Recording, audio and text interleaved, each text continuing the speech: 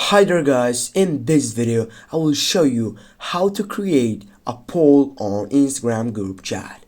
This process guys, it is so simple and so quick.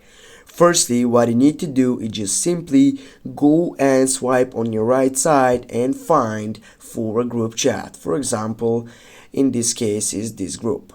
What you need is to simply do is just go on the type section, and here as you can see you have three options on your right side. You need to choose the third option with a plus icon. Just type on this, and after that on the third selection you have a sticker side. You need just to type on the third selection, and here on the second app you have a poll upping option.